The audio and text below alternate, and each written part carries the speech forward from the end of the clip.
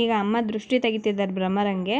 ಅರಿಶಿಣದ ನೀರು ಹಾಗೆ 3 ಒಣಮೆಣಸಿಕಾಯಿ ಸ್ವಲ್ಪ ಕಲ್ಲುಪ್ಪು ಹಾಕ್ಬಿಟ್ಟು ಅದೇ ನೀರನ್ನ ಮುಖಕ್ಕೆ ಮತ್ತು ಕೈಗೆ, ಕಾಲಿಗೆ, ಹೊಟ್ಟೆಗೆಲ್ಲ ಸವರ್ತಿದ್ದಾರೆ. ಈ ಥರ ಸವರಿ ಆ ನೀರನ್ನ ನಾವು ಏನು ಅರಿಶಿಣದ ನೀರು ಮಾಡ್ಕೊಂಡಿರ್ತೀವೋ ಅಲ್ಲಿ ಕೈ ತೊಗೋಬೇಕು. ಈ ಥರ ಮಾಡೋದ್ರಿಂದ ಮಕ್ಕಳಿಗಾಗಿರುವಂಥ ದೃಷ್ಟಿ ಕೂಡ ಇಳಿಯುತ್ತೆ. ಅವಳಿಗೆ ಸ್ವಲ್ಪ ಶೀತ ಆಗಿತ್ತು, ಅದಕ್ಕೋಸ್ಕರ ಮತ್ತು ಅದು ಒರೆಸಿದ್ದಾದಮೇಲೆ ಮತ್ತು ಟವಲ್ ತೊಗೊಂಡು ಅವ್ಳ ಮುಖನ ಒರೆಸ್ತಿದ್ದಾರೆ. ತುಂಬ ಶೀತ ಆಗಿಬಿಟ್ಟಿದೆ ಅವಳಿಗೆ, ಮತ್ತು ತಣ್ಣಗಾಗಿದ್ರೆ ಇನ್ನು ಸ್ವಲ್ಪ ಶೀತ ಆಗುತ್ತೆ ಅಂತ ಹೇಳಿಬಿಟ್ಟು ಒರೆಸಿದ್ರು. ಇವಾಗ ಅದನ್ನು ನಿವಳಿಕೆ ಮಾಡ್ತಾ ಇದ್ದಾರೆ. ಇದಕ್ಕೆ ಒಂದು ತನ್ನ ಕೂಡ ಬೇಕಾದ್ರೆ ನೀವು ಹಾಕ್ಕೋಬೋದು, ಇಲ್ಲ ಅಂದರೆ ಇದೇ ರೀತಿ ಇಷ್ಟು ಸಿಂಪಲಾಗಿ ಕೂಡ ಮಾಡ್ಕೋಬೋದು. ಇವಾಗ ಕೆಂಡ ತೊಗೊಂಡು ನಿವಳಿಕೆ ಮಾಡ್ತಿದ್ದಾರೆ. ಕೆಲವೊಬ್ಬರು ಕೆಂಡದಲ್ಲಿ ಮಾಡ್ತಾರೆ, ಕೆಲವೊಬ್ರು ಆರಿರೋಂಥ ಬೂದಿ ಇರುತ್ತಲ್ಲ ಅದರಲ್ಲಿ ಕೂಡ ಮಾಡ್ತಾರೆ. ಆ ಥರ ಮಾಡೋದ್ರಿಂದನೂ ಕೂಡ ದೃಷ್ಟಿ ಇಳಿಯುತ್ತೆ. ಇವಾಗ ಕೆಂಡದಲ್ಲಿ ನಿವಳಿಕೆ ಮಾಡಿಬಿಟ್ಟು ಮರ ಇರುತ್ತಲ್ಲ, ನಾವು ಅಕ್ಕಿ ಹಸ್ ಮಾಡೋದಕ್ಕೆ ಯೂಸ್ ಮಾಡ್ತೀವಲ್ಲ ಆ ಮರನ ಅದಕ್ಕೆ ಮುಚ್ತಾರೆ. ಈ ರೀತಿ ಕೆಂಡನ ಮೂರು ಸಲ ನಿವಳಿಕೆ ಮಾಡಿ ಅದು ಏನಿರುತ್ತೆ ನಾವು ದೃಷ್ಟಿ ತೆಗೆಯೋದಕ್ಕೆ ತೊಗೊಂಡಿರ್ತೀವಲ್ಲ ಬಟ್ಲು, ಅದರೊಳಗಡೆ ಹಾಕ್ತಾರೆ. ಹಾಕಿ ಮರನ ಮುಚ್ತಾರೆ. ಮುಚ್ಚಾದಮೇಲೆ ಒಂದು ಸ್ವಲ್ಪ ಹೊತ್ತು ಬಿಟ್ಬಿಟ್ಟು ಅದನ್ನ ತೆಗಿತಾರೆ. ದೃಷ್ಟಿಯಾಗಿದ್ದರೆ ಫುಲ್ ಅದು ರೆಡ್ ಕಲರ್ ತಿರುಗುತ್ತೆ. ಇಲ್ಲ ಅಂತ ಹೇಳಿದರೆ ಅದು ಅರಿಶಿಣದ ಕಲರಲ್ಲೇ ಸ್ವಲ್ಪ ಇರುತ್ತೆ, ಆ ಥರ ಫುಲ್ಲು ರೆಡ್ ಆಗೋದಿಲ್ಲ. ಇವಾಗ ಅದನ್ನ ದೃಷ್ಟಿ 3 ಸಲ ತೆಗ್ದಿದ್ದಾದಮೇಲೆ ಕೈ ಕಸ್ಮರ್ಗಿ ಇದ್ದರೆ ಕಸ್ಮರ್ಗಿಲಿ ಇದು ಮಾಡ್ತಾರೆ. ಇಲ್ಲ ಅಂತ ಅಂದರೆ ಕೈಯಲ್ಲೇ ನಾವು ನಿವಳಿಕೆ ಮಾಡಿದ್ರೆ ಆಯಿತು. ಅವಳಿಗೆ ತುಂಬಾ ದೃಷ್ಟಿ ಆಗಿಬಿಡುತ್ತೆ ಅವಳು ಮಾಡೋದಕ್ಕೆ.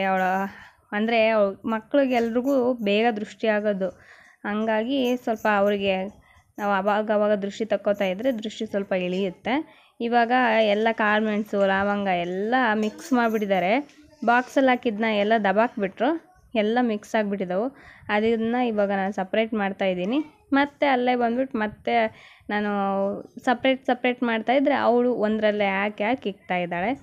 ಎಷ್ಟು ಹೇಳಿದ್ರು ಕೇಳ್ತಾ ಇಲ್ಲ. ಆಮೇಲೆ ಅಜ್ಜು ಕೂಡ ಹೋಮ್ವರ್ಕ್ ಮಾಡ್ಕೋತಾ ಕೂತಿದ್ದ ಈ ಕಡೆ ಸೈಡಲ್ಲಿ. ನಾನು ಕೂಡ ಇದನ್ನ ಕ್ಲೀನ್ ಮಾಡ್ತಾಯಿದ್ದೀನಿ ಬಿಡಮ್ಮ ಅಂತ ಹೇಳಿದ್ರು ಕೇಳ್ತಿಲ್ಲ. ಕಡಲೆಬೇಳೆ, ಜೀರಿಗೆ, ಕಾಳುಮೆಣಸು, ಲವಂಗ ಮತ್ತು ಚಕ್ಕೆ ಎಲ್ಲದೂ ಮಿಕ್ಸ್ ಆಗಿಬಿಟ್ಟಿದ್ವು. ಇವಾಗ ಅದನ್ನೆಲ್ಲ ಸಪ್ರೇಟ್ ಮಾಡ್ತಾಯಿದ್ದೀನಿ. ಭ್ರಮರನ್ನು ಮುಂದಕ್ಕೆ ಕೂರಿಸ್ಕೊಂಡಿದ್ದೀನಿ. ಅವಳು ಸುಮ್ಮನೆ ಇರ್ತಿಲ್ಲ, ಅಲ್ಲಿಂದ ಇಲ್ಲಿಗೆ ಹೋಗೋದು ಬರೋದು ಎಲ್ಲ ಮಾಡ್ತಿದ್ದಾಳೆ. ಅವಳೇ ಮಾಡಿರೋದು ಈ ಕೆಲಸನ, ಹೊಸ ಕೆಲಸ ಹಚ್ಚಿದ್ದಾಳೆ ನೋಡಿ.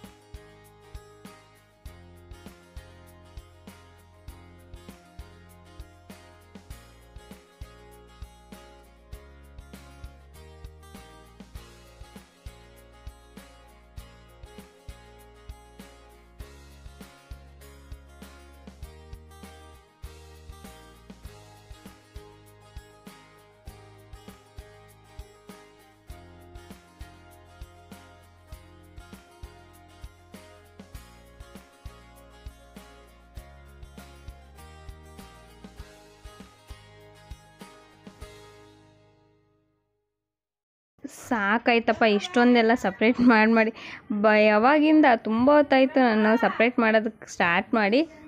ಇನ್ನೂ ಇದೆ. ಇಲ್ಲಿ ಅಜ್ಜು ಪಾಪ ಅವ್ನ ಪಾಡಿಗೆ ಅವ್ನು ಬರ್ಕೋತಾ ಇದ್ದಾನೆ. ಜಾಸ್ತಿ ಹೋಮ್ವರ್ಕ್ ಕೊಟ್ಟಿಲ್ಲ ಅವನಿಗೆ, ಏನೋಕ ಇವಾಗ ಜಾಸ್ತಿ ಕೊಡ್ತಾ ಇಲ್ಲ. ಯಾಕಂದರೆ ಅವ್ನು ಬರೆಯೋದ್ರಲ್ಲೆಲ್ಲ ಇವಾಗ ಇಂಪ್ರೂವ್ಮೆಂಟ್ ಆಗಿದ್ದಾನೆ, ಎಲ್ಲದೂ ನೋಡ್ಕೊಂಡಂಗೆ ಬರೀತಾನೆ. ನೆನ್ನೆ ಕೂಡ ಟೆಸ್ಟ್ ಮಾಡಿದ್ರಂತೆ, ಟೆಸ್ಟಲ್ಲಿ ಕೂಡ ಅವನು ಪಾಸ್ ಆಗಿದ್ದಾನೆ, ಎಲ್ಲದೂ ಬರೆದಿದ್ದಾನೆ. ಅವನು ಏನೇನು ಕಲ್ತಿದ್ದೆ ABCD, ಸ್ಮಾಲ್ ABCD, ಆಮೇಲೆ 1 2 3 ಈ ಕಾವತ್ತು ಕಾ, ಆಮೇಲೆ A ಫಾರ್ ಆ್ಯಪಲ್ ಆ ಥರ ಬರುತ್ತಲ್ಲ ಅದನ್ನು, ಮತ್ತು 2 ಪದಗಳು ಕನ್ನಡದಲ್ಲಿ 2 ಪದ ಕೂಡ್ಸ್ ಬರೆಯೋದು ಅದನ್ನು ಕೂಡ ಅವನು ಕಲ್ತಿದ್ದಾನೆ. ಇದಿಷ್ಟನ್ನು ಅವ್ನು ಬರೆದು ಕರೆಕ್ಟ್ ಬರೆದಿದ್ದಾನಂತೆ. ಅದಕ್ಕೋಸ್ಕರ ಅವನಿಗೆ 1 ಟೈಮೇ ಕೊಡ್ತಿದ್ದಾರೆ. ಇಲ್ಲ ಅಂತ ಹೇಳಿದರೆ 1-2 ಸಲ ಕೊಡೋರು. ಪಾಪ ಮಿಸ್ ಮಾಡಿಕೊಂಡ. ಏನು ಮಾಡೋದು, ಆ ಥರ ಹೇಳಿದ್ರೆ ಅವನಿಗೆ ಸಿಟ್ಟು ಬಂದುಬಿಡುತ್ತೆ. ಅವನಿಗೆ ರೇಗಿಸ್ಬಾರ್ದು. ಇವಾಗ ನಾನು ಮನೆಯಲ್ಲಿ ಸ್ವಲ್ಪ ನೀರೆಲ್ಲ ಖಾಲಿಯಾಗಿಬಿಟ್ಟಿದ್ವಾ, ಮತ್ತು ಬಳಸ್ಕೊಳಕ್ಕೆ ಬೇರೆ ಬೇಕಿತ್ತಲ್ಲ. ಇವತ್ತು ಬೇರೆ ಬಟ್ಟೆಗಳು ತುಂಬಾ ಇದ್ವು, ಬಟ್ಟೆ ಎಲ್ಲ ವಾಶ್ ಮಾಡೋಕ್ಕಿದ್ರು. ಇನ್ನೂ ಒಂಚೂರು ಇದ್ದಾವೆ, ಅವನ್ನ ತೊಳೆಯೋದಕ್ಕೋಸ್ಕರ ಇವಾಗ ನೀರು ತರೋದಕ್ಕೆ ಹೋಗ್ತಾ ಇದ್ದೀನಿ. ನೋಡ್ತಿದ್ದೀರಲ್ಲ ರೋಡ್ ಇವಾಗ ಆಲ್ಮೋಸ್ಟ್ ಒಂದು ಸ್ವಲ್ಪ ರೆಡಿಯಾಗಿದೆ. ಮೇಲ್ಗಡೆ ಇವಾಗ ಏನದು ಸಿಮೆಂಟ್ ಏನೋ ಹಾಕ್ಬೇಕಂತೆ, ಅದಿನ್ನೂ ಒಂದು ಸ್ವಲ್ಪ ಹಾಕ್ಬಿಟ್ರೆ ಮುಗೀತು ರೋಡು. ಚೆನ್ನಾಗಾಗುತ್ತೆ ಅಂತ ಅನಿಸುತ್ತೆ. ಅಂದರೆ ಜಲ್ದಿ ಎಲ್ಲ ಹಾಕಿ ಎಲ್ಲ ಇದು ಮಾಡಿದ್ದಾರೆ. ಆಗಲಿ ಇವಾಗ 2 ದಿವಸ ಆಯಿತು ಹಾಕ್ಬಿಟ್ಟು, ಆದರೂ ಕೂಡ ಅವ್ರು ಇನ್ನೂ ಬಂದಿಲ್ಲ. ಏನಂತ ಗೊತ್ತಾಗಲ್ಲ. ಅವರು ಹಾಕಿ 1-2 ದಿವಸ 3 ದಿವಸ ಆದರೂ ಬರೋದಿಲ್ಲ. ಇವಾಗ ಯಾವಾಗ ಬರ್ತಾರೆ ಅನ್ನೋದೇ ಡೌಟು. ಅವರು ಯಾಕೀಗೆ ಮಾಡ್ತಾರೋ ಗೊತ್ತಿಲ್ಲ. ಒಂದಿಷ್ಟು ಜವಾಬ್ದಾರಿ ಅನ್ನೋದೇ ಇರೋದಿಲ್ಲ. ಅಂದ್ರೆ ಇವಾಗ ನಾನು ನೀರು ತರೋದಕ್ಕೆ ಬಂದೆ. ಇಲ್ಲಿ ನೀರು ತುಂಬ್ಕೋತಾ ಇದ್ದರು ಒಬ್ಬರು. ಅವ್ರು ತುಂಬ್ಕೊಂಡಾದ್ಮೇಲೆ ನಾನು ತುಂಬ್ಕೋಬೇಕು. ಬೇಗ ಏನು ಕೆಲಸ ಇದೆಯೋ ಅದನ್ನ ಬೇಗ ಮುಗಿಸ್ಬಿಟ್ರೆ ತುಂಬ ಒಳ್ಳೆಯದು. ಯಾಕಂದರೆ ಸಣ್ಣ ಮಕ್ಕಳೆಲ್ಲ ಇರ್ತಾರಲ್ಲ, ಓಡಾಡ್ತಿರ್ತಾರೆ. ಅವರು ಕೂಡ ಬೀಳೋದು ಹೇಳೋದು ಅದೆಲ್ಲ ಮಾಡ್ತಿರ್ತಾರೆ. ಆದಷ್ಟು ಬೇಗ ಈ ರೋಡ್ ಕೆಲಸ ಎಲ್ಲ ಮುಗಿದ್ರೆ ಒಳ್ಳೆಯದು. ನಮ್ಮ ಬೀದಿಲಂತೂ ತುಂಬ ಜನ ಮಕ್ಕಳಿದ್ದಾರೆ. ಪಾಪ ಅವ್ರಿಗೆ ತುಂಬಾ ಕಷ್ಟ ಆಗ್ತಿದೆ. ಎಷ್ಟೊಂದು ಮಕ್ಕಳು ಬಿದ್ದು ಎದ್ದಿದ್ದಾರೆ, ಕಾಲೆಲ್ಲ ನೋವು ಮಾಡ್ಕೊಂಡಿದ್ದಾರೆ. ನಾನಂತೂ ಭ್ರಮರನ್ ಮಾತ್ರ ಹೊರಗಡೆ ಬಿಡೋದಿಲ್ಲ. ಅವಳು ಒಂದು ಸ್ವಲ್ಪ ಹುಷಾರಿದ್ದಾಳೆ, ಆದರೆ ಅಜ್ಜುನೇ ಒಂಥರ ಅವನು. ಹೊರಗಡೆ ಹೋದ ಅಂದರೆ ಸುಮ್ಮನೆ ಕಲ್ಲಲ್ಲಿ ಆಟ ಆಡೋದು ಮತ್ತು ಬೀಳೋದು ಹಂಗೆಲ್ಲ ಮಾಡ್ತಿರ್ತಾನೆ. ಆದರೆ ಇವಳು ಸ್ವಲ್ಪ ಭ್ರಮರ ಅಂತಂದರೆ ಸಾಕು ಓಡಿ ಬಂದುಬಿಡ್ತಾಳೆ. ಅಷ್ಟು ಕ್ಯೂಟ್ ಇದ್ದಾಳೆ ನಿಮ್ಮ ಚಿನ್ನಿಮ್ಮ ಅಲ್ಲಮ್ಮ. ಇಲ್ಲೇ ಇದ್ದಾಳೆ ಪಕ್ಕದಲ್ಲೇ, ಅದಕ್ಕೆ ಅವಳಿಗೆ ಹೇಳ್ದೆ ಹ್ಞೂ ಅಂತ ಹೇಳ್ತಿದ್ದಾಳೆ. ಈಗ ನೀರು ತುಂಬಿಕೊಂಡು ಮನೆಗೆ ತೊಗೊಂಡು ಹೋಗ್ತಾ ಇದ್ದೀನಿ. ತುಂಬ ಇವಾಗ ಎಷ್ಟು 10 ಗಂಟೆ ಆಗಿದೆ ಅಷ್ಟೇ. ಎಷ್ಟೊಂದು ಬಿಸಿಲಿದೆ ಹೊರಗಡೆ ಎಲ್ಲ. 10 ಗಂಟೆಗೆ ಇಷ್ಟೊಂದು ಬಿಸಿಲಾದರೆ ಮಧ್ಯಾಹ್ನನಷ್ಟರಲ್ಲಿ ನಮ್ಮ ಮನೇಲಿ ಕೂರೋದಕ್ಕಾಗಲ್ಲ, ಅಷ್ಟೊಂದು ಬಿಸಿಲಾಗಿರುತ್ತೆ. ಮತ್ತು ತುಂಬ ಸೆಕೆ ಮನೆ ಒಳಗಡೆ ಎಲ್ಲ. ಇವಾಗ ತೋರಿಸಿದ್ನಲ್ಲ, ಅದೊಂದು ರೀತಿ ದೃಷ್ಟಿ ತೆಗೆಯೋದು. ಕಣ್ಣು ದೃಷ್ಟಿ ಆದರೂ ಕೂಡ ಮಕ್ಕಳು ಊಟ ಮಾಡೋದಿಲ್ಲ. ಆ ಟೈಮಲ್ಲಿ ಈ ರೀತಿ ದೃಷ್ಟಿ ತೆಗೆದು ಕೂಡ ದೃಷ್ಟಿ ಹಿಡಿಯುತ್ತೆ. ಇನ್ನೊಂದು ಯಾವ ರೀತಿ ಅಂತ ಹೇಳಿದ್ರೆ, ಮನೇಲಿ ನಾವು ಅಡುಗೆ ಮಾಡಿರ್ತೀವಲ್ಲ, ನೈಟ್ ಅಡುಗೆ ಮಾಡಿದಾಗ ಅನ್ನ ಇರುತ್ತಲ್ಲ, ಅದು ಯಾರು ಕೂಡ ಎಂಜಲ ಮಾಡಿರಬಾರ್ದು, ಅಂದರೆ ಊಟ ಮಾಡಿರಬಾರ್ದು. ಅದು ತುಂಬಿದ ಪಾತ್ರೆಯಿಂದ ಅನ್ನ ತೊಗೊಂಡ್ಬಿಟ್ಟು ಅದನ್ನು ಮಕ್ಕಳ ಮೇಲೆ ನಿವಳಿಕೆ ಈ ಥರ ಮಾಡಿಬಿಟ್ಟು ಅದನ್ನು ಮನೆ ಮೇಲೆ ಒಗಿಬೇಕು. ಇಲ್ಲ ಅಂದರೆ ಕೆಲವೊಬ್ರದ್ದು RCC ಮನೆ ಇರುತ್ತೆ, ಒಗೆಯೋದಕ್ಕಾಗೋದಿಲ್ಲ ಅಂತ ಇದು ಮಾಡೋರು 3 ತುತ್ತು ಅನ್ನ, ಅದೊಂದು ಆ ಥರ ಮಾಡ್ಬೋದು. ಇಲ್ಲಾಂದರೆ 3 ತುತ್ತು ಅನ್ನ ತೊಗೊಂಡು 3 ಮಿಟಿಗೆ ಮಾಡ್ಕೋಬೇಕು. ಮಾಡಿಟ್ಕೊಂಡು ಅದನ್ನು ಕೂಡ ದೃಷ್ಟಿ ತೆಗೆದು, ನಾಯಿ ಇದ್ದರೆ ನಾಯಿಗೆ ಹಾಕಬೇಕು. ನಾಯಿಗೆ ತಿಂದಾಗಲೂ ಕೂಡ ಅದು ದೃಷ್ಟಿ ಇಳಿಯುತ್ತೆ. ಈ ರೀತಿ 3 ದಿನ ಮಾಡಬೇಕು. ಆವಾಗ ಕಣ್ಣು ದೃಷ್ಟಿ, ಊಟದ ಮೇಲೆ ಏನು ಕಣ್ಣು ದೃಷ್ಟಿ ಆಗಿರುತ್ತೆ ಆ ದೃಷ್ಟಿ ಹೋಗುತ್ತೆ. ಮತ್ತು ಮಕ್ಕಳು ಕೂಡ ಚೆನ್ನಾಗಿ ಊಟ ಮಾಡ್ತಾರೆ. ಇದು ಒಂದು. ಮತ್ತು ಇನ್ನೊಂದು ಬಂದುಬಿಟ್ಟು ಒಂದು ಚಮ್ ನೀರು ಮತ್ತು 1 ಮಿಟಿಗೆ ಅನ್ನ, ಅದನ್ನು 1 ಮಿಟಿಗೆ ಅನ್ನ ನಿವಳಿಕೆ ಮಾಡಿ, ಆಮೇಲೆ ಒಂದು ಚಮ್ ನೀರು ತೊಗೊಂಡು ಅದನ್ನು ಕೂಡ ನಿವಳಿಕೆ ಮಾಡಿ, ಅದು ಚೊಂಬೊಳಗಡೆ ಅದು ಮಿಟಿಕೆ ಮಾಡಿರೋಂಥ ಅನ್ನನ ಹಾಕ್ಬಿಟ್ಟು ಅದನ್ನು ತೊಗೊಂಡೋಗ್ಬಿಟ್ಟು ದಾರಿಗೆ 3 ದಾರಿ ಕೂಡಿರುತ್ತಲ್ಲ ಆ ಜಾಗದಲ್ಲಿ ಅದು ಚೆಲ್ಬಿಡ್ಬೇಕು ಆ ಕಡೆಗೆ. ಹಿಂಗೆ ದೃಷ್ಟಿ ತೆಗೆದು ಈ ರೀತಿ ಚೆಲ್ಲೋದ್ರಿಂದ ಕೂಡ ಮಕ್ಕಳು ಆಗಿರೋಂಥ ದೃಷ್ಟಿ ಕೂಡ ಹೋಗುತ್ತೆ. ಮತ್ತು ಮಕ್ಕಳು ಕೂಡ ಚೆನ್ನಾಗಿ ಊಟ ಮಾಡ್ತಾರೆ. ಇದು ಒಂದು. ಮತ್ತು ಇನ್ನೂ ಒಂದಿದೆ, ಬಟ್ ಅದು ತೋರ್ಸೋದಕ್ಕೆ ಆಗ್ತಾಯಿಲ್ಲ ವಿಡಿಯೋ, ನೋಡೋಣ. ಆದರೆ ಅದನ್ನು ಕೂಡ ನಿಮ್ಮ ಜೊತೆ ಶೇರ್ ಮಾಡ್ತೀನಿ. ಅದಕ್ಕೆ ಸ್ವಲ್ಪ ಮನೆಯಲ್ಲಿ ಅಡುಗೆ ಅದೆಲ್ಲ ಮಾಡಬೇಕು.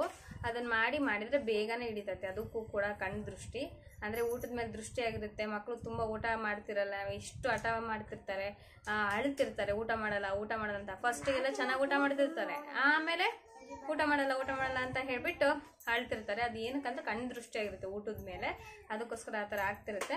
ಸೊ ಈ ಟಿಪ್ಸ್ನ ನೀವು ಫಾಲೋ ಮಾಡಿ, ಊಟದ ಮೇಲೆ ಆಗಿರುವಂಥ ದೃಷ್ಟಿ ಕೂಡ ಹೋಗುತ್ತೆ. ಮತ್ತು ವೇಸ್ಟ್ ತೋರಿಸ್ತೀನಿ ಅಂತ ಹೇಳಿದರೆ ಅದು ಏನು ಎದ್ರ ಬಗ್ಗೆ ಅಂತಂದು ಏನು ಹೇಳಿದ್ರಿ, ಆದರೆ ತೋರಿಸೋದಕ್ಕಾಗಿರಲಿಲ್ಲ. ಏನಕ್ಕಂದ್ರೆ ಇಷ್ಟು ದಿವಸ ನಾನು ವೇಸ್ಟನ್ನು ತರಿಸ್ತಿರ್ಲಿಲ್ಲ, ನಿಲ್ಲಿಸಿದ್ದೆ. ಆದರೆ ಇವಾಗ ನಿಮಗೋಸ್ಕರ ತೋರಿಸ್ಬೇಕಂತ ಹೇಳಿಬಿಟ್ಟೆ ನಾನು ವೇಸ್ಟ್ ತರಿಸಿದ್ದೀನಿ. ತರಿಸಿ ಇವತ್ತು ತೋರಿಸ್ತಾ ಇದ್ದೀನಿ. ಇದೇ ವೇಸ್ಟ್ ಬಟ್ಟೆಗಳು, ಇಲ್ಲಿದಾವ ಪೀಸಸ್ ಈ ಥರ. ಇದಕ್ಕೂ ದೊಡ್ಡ ಪೀಸ್ ಇರುತ್ತೆ, ಇಷ್ಟು ಉದ್ದ, ಒಂದು ಅರ್ಧ ಮಾರಷ್ಟು ಉದ್ದ ಬಟ್ಟೆ ಇರುತ್ತೆ. ಅದನ್ನು ನಾವು ಕಟ್ ಮಾಡಿಕೊಂಡು ಎಷ್ಟು ಬೇಕಷ್ಟು ಆ ಸೈಜು ಕಟ್ ಮಾಡ್ಕೋಬೋದು.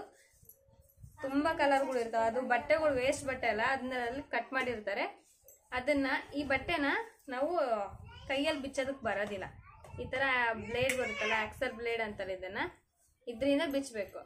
ಇದನ್ನು ಈ ರೀತಿ ಹಿಡ್ಕೊಂಡು ಸೈಡಲ್ಲಿ ಹಿಂಗೆ ಎಳಿ ಅದು ಒಂದೊಂದ್ಸಲ ಬರಲ್ಲ. ಕಾಟನ್ ಬಟ್ಟೆ ಆಗಿಬಿಟ್ರೆ ತುಂಬ ಕಾಡಿಸುತ್ತೆ. ಇಲ್ಲ ಅದು ಚೆನ್ನಾಗಿ ಸ್ಮೂತ್ ಇತ್ತಂದರೆ ಬೇಗ ಬಂದುಬಿಡುತ್ತೆ ಎಳೆಗಳು. ಒಂದು ಸ್ವಲ್ಪ ಅದು ಬರೋವರೆಗೂ ಒಂದು ಸ್ವಲ್ಪ ಕಷ್ಟ. ಅದಾದಮೇಲೆ ಇದನ್ನ ಈ ರೀತಿ ಬಿಚ್ಚಿ ತೋರಿಸಿದ್ದೆ ನಾನು ವಿಡಿಯೋನ ನಿಮಗೆ. ಅದು ನಾನು ಬಿಚ್ತಿರೋದು ಆ ರೀತಿ ಬಿಚ್ಚಿಬಿಟ್ಟು ಅದನ್ನು ನಾವು ಎಲ್ಲಿ ನಾವು ತಂದಿರ್ತೀವಿ ಅಂದರೆ ಅವರು ನಮಗೆ KG ಲೆಕ್ಕದಲ್ಲಿ ಕೊಟ್ಟಿರ್ತಾರೆ. 1 kgಗೆ 25 ರೂಪಾಯಿ ಕೊಡ್ತಾರೆ. ಅಂಥದ್ದನ್ನು ನಾವು ಎಷ್ಟು KG ತಂದಿರ್ತೀವಿ ಅಂತ ತೂಕ ಮಾಡಿ ಒಂದು ಬುಕ್ಕಲ್ಲಿ ಬರೆದ್ಬಿಟ್ಟು ಕೊಟ್ಟು ಕಳಿಸ್ತಾರೆ ನಮಗೆ. ಅದಾದಮೇಲೆ ನಾವು ಬಿಚ್ಚಾದ್ಮೇಲೆ ತೊಗೊಂಡು ಹೋದಾಗ ಆ ಬುಕ್ಕು ಮತ್ತು ಇದು ಬುಕ್ಕು ಮತ್ತು ನಾವು ಬಿಚ್ಚಿರೋಂಥ ವೇಸ್ಟನ್ನು ತೊಗೊಂಡೋಗಿ ಅದನ್ನು ಅಲ್ಲಿ ಕೊಟ್ಟು ಬರಬೇಕು. ಅವರು ಹಂಗೆ ಇಸ್ಕೊಳೋದಿಲ್ಲ. ಮತ್ತೆ ಏನಾದ್ರು ತೊಗೊಂಡ್ಬಿಟ್ಟಿದ್ದಾರೆ ಅಂತಂದು ಅವ್ರಿಗೂ ಕೂಡ ಡೌಟ್ ಇರುತ್ತಲ್ಲ. ಮೊದಲಿಗೆ ನಮ್ಗೆ ತೂಕ ಮಾಡಿಕೊಟ್ಟಿರ್ತಾರೆ. ಮತ್ತು ಅವ್ರು ತೊಗೊಂಡೋಗಿ ಕೊಟ್ಟಾಗಲೂ ಕೂಡ ತೂಕಕ್ಕೆ ಇಟ್ಕೊಂಡು ಆಮೇಲೆ ತೊಗೋತಾರೆ. ಆ ವೇಸ್ಟ್ ಬಟ್ಟೆ ಬಂದುಬಿಟ್ಟು ಗ್ಯಾರೇಜ್ಗಳಲ್ಲಿ ಕೈಗಳು ಒರೆಸಿ, ಇವಾಗ ಆಯಿಲ್ ಎಲ್ಲ ಮಾಡಿರ್ತಾರೆ ಗಾಡಿಗಳಿಗೆ, ಕೈಗೆ ಎಲ್ಲ ಆಯಿಲ್ ಆಗಿರುತ್ತೆ. ಅವಾಗ ಈ ಥರ ವೇಸ್ಟ್ ಬಟ್ಟೆ ಹಿಂಗೆ ಬಿಚ್ಕೊಟ್ಟಿರ್ತೀವಲ್ಲ, ಅದನ್ನ ತೊಗೊಂಡು ಅವ್ರು ಹಿಂಗೆ ಕೈ ಒರೆಸ್ಕೊಳೋದು. ಈ ಥರ ಬಟ್ಟೆಯಲ್ಲಿ ಒರೆಸ್ಕೊಂಡ್ಬಿಟ್ರೆ ಒಂದ್ಸಲ ಒರೆಸ್ಬಿಟ್ರೆ ಮುಗೀತು. ಮತ್ತೆ ಇದನ್ನ ಯೂಸ್ ಮಾಡೋದಕ್ಕೆ ಬರಲ್ಲ. ಆದರೆ ವೇಸ್ಟ್ ಬಿಚ್ಚಿರ್ತೀವಲ್ಲ, ಅದು ದಾರ ಬಿಚ್ಚಿರ್ತೀವಿ. ಒಂದು 2-3 ಸಲ, ಒಂದು 4-5 ಸಲ ಒರೆಸ್ಕೊಂಡ್ರು ಕೂಡ ಕ್ಲೀನ್ ಆಗುತ್ತೆ, ಏನೂ ಇದಾಗಲ್ಲ. ಅದಕ್ಕೋಸ್ಕರ ಅದನ್ನೇ ಜಾಸ್ತಿ ಯೂಸ್ ಮಾಡ್ತಾರೆ. ಈ ಥರ ಬಟ್ಟೆ ಯೂಸ್ ಮಾಡಲ್ಲ ಅವರು. ಇದು ಎಳೆ ಬಿಚ್ಚಿರ್ತೀವಲ್ಲ ಅದನ್ನ ಮಾತ್ರ ಯೂಸ್ ಮಾಡೋದು.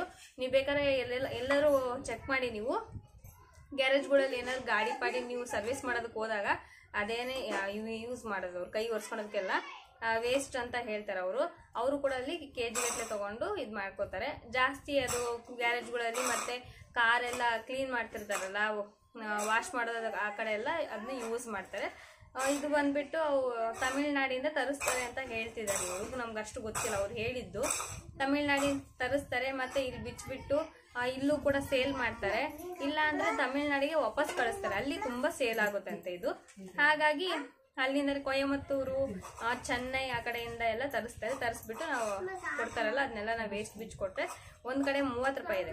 ಇದು ಸ್ವಲ್ಪ ಕ್ಲಾತು ಸ್ಮೂತ್ ಇಲ್ಲ, ಕಾಟನ್ ಇಂದಿದೆ. ಇದಕ್ಕೂ ಇದು ಬರುತ್ತೆ, ಫುಲ್ ರಫ್ ಬರುತ್ತೆ. ಆ ಥರ ಬಿಚ್ಚಿದ್ರೆ 30 ರೂಪಾಯಿ ಕೊಡ್ತಾರೆ 1 kgಗೆ. ಬಿಚ್ಚಷ್ಟಲ್ಲಿ ಅಂದರೆ ಸ್ವಲ್ಪ ಇದು ಸ್ಮೂತ್ ಇತ್ತು ಅಂದರೆ ಬೇಗ ಬಿಚ್ಚಿಬಿಡ್ತೀವಿ. ಅಕಸ್ಮಾತ್ ಇದು ಒಂಥರ ಎಟ್ಟಿ ಇತ್ತು ಅಂದರೆ ಭಾಳ ಹೊತ್ತಾಗುತ್ತೆ.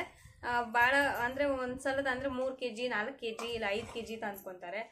ಒಬ್ಬೊಬ್ರು 10 kg ಗಟ್ಟಲೆ ತಂದ್ಕೊತಾರೆ. ತಂದ್ಕೊಂಡ್ಬಿಟ್ಟು ಮನೇಲಿ ತುಂಬ ಜನ ಇರ್ತಾರಲ್ಲ, ಎಲ್ಲ ಸೇರಿಬಿಟ್ಟು ಒಂದು ಸ್ವಲ್ಪ ಹಿಂಗೆ TV ನೋಡ್ಕೊತಾನೆ ಏನಾದ್ರು ಮಾತಾಡ್ಕೊತಾನೆ ಬಿಚ್ಚಿಬಿಡ್ತಾರೆ. ಎಲ್ಲ ಚಿಕ್ಕ ಮಕ್ಕಳು ಸಮೇತಕ್ಕೆ ಬಿಚ್ಚಿಬಿಡ್ತಾರೆ ಇಲ್ಲಿ. ಅಜ್ಜು ಸಮೇತಕ್ಕೆ ಒಂದೊಂದ್ಸಲ ಭಾಳ ಬಿಚ್ಚಿಬಿಡ್ತಾನೆ. ಅಜ್ಜು ಸಮೇತಕ್ಕೆ ಬಿಚ್ಚಿಬಿಡ್ತಾನೆ. ಅವನೇ ಒಂದು ಸ್ವಲ್ಪ ಹಿಂಗೆ ದಾರೆ ಬಿಡಿಸ್ಕೊಟ್ರೆ ಸಾಕು, ಅವನೇ ಬಿಚ್ಚಿಬಿಡ್ತಾನೆ ಅಷ್ಟೂನ. ಹಂಗೆ ಸಣ್ಣ ಮಕ್ಕಳೆಲ್ಲ ಸೇರ್ಕೊಂಡೆ ಬಿಚ್ಚಿಬಿಟ್ಟು ಎಲ್ಲ ಇದು ಮಾಡ್ತಾರೆ. ಇಲ್ಲಿ ತುಂಬ ಜನ ಇವಾಗ ಇದನ್ನೇ ಮಾಡ್ತಿರೋದು. ಏನಕ್ಕಂದ್ರೆ ಜಾಸ್ತಿ ಇವಾಗ ಲಾಕ್ಡೌನ್ ಎಲ್ಲ ಬಂದ್ಬಿಡ್ತಲ್ಲ, ಆ ಟೈಮಲ್ಲಿ ತುಂಬಾನೇ ಮಾಡ್ತಿದ್ರು. ಮತ್ತು ಕೆಲಸಗಳು ಬೇರೆ ಇರ್ತಿರ್ಲಿಲ್ಲಲ್ಲ, ವೇಸ್ಟ್ ಬಿಚ್ಚೋದಿತ್ತಲ್ಲ, ಆ ಟೈಮಲ್ಲಿ ವೇಸ್ಟ್ ಎಲ್ಲ ಬಿಚ್ಕೊಡ್ತಿದ್ರು. ಇದು ಕೂಡ ಒಂದು ಇದಕ್ಕಾದ್ರೆ ಆಗುತ್ತಲ್ಲ ಅನ್ನೋದೊಂದು ಮೈಂಡ್ ಸೆಟ್. ಹಾಗಾಗಿ ನಾನು ಕೂಡ ಬಿಚ್ತಿದ್ದೆ, ಇವಾಗ ನಿಲ್ಸಿದ್ದೆ, ಆದರೆ ಮತ್ತೆ ತರಿಸಿದ್ದೀನಿ. ಸೊ ಮತ್ತೆ ಬಿಚ್ಚಬೇಕು. ಸೊ ಇವತ್ತಿನ ವ್ಲಾಗ್ ಇದಾಗಿತ್ತು. ನಿಮ್ಮೆಲ್ರಿಗೂ ಇಷ್ಟ ಆಗಿದೆ ಅಂತ ಅನ್ಕೋತೀನಿ. ಇಷ್ಟ ಆಗಿದ್ರೆ ಪ್ಲೀಸ್ ಲೈಕ್ ಮಾಡಿ, ಹಾಗೆ ಕಾಮೆಂಟ್ ಮಾಡಿ ತಿಳಿಸಿ. ಸೊ ನೆಕ್ಸ್ಟ್ ವ್ಲಾಗಲ್ಲಿ ಮತ್ತೆ ಸಿಗೋಣ. ಅಲ್ಲಿವರೆಗೂ ಟೇಕ್ ಕೇರ್ ಅಂಡ್ ಬಾಯ್.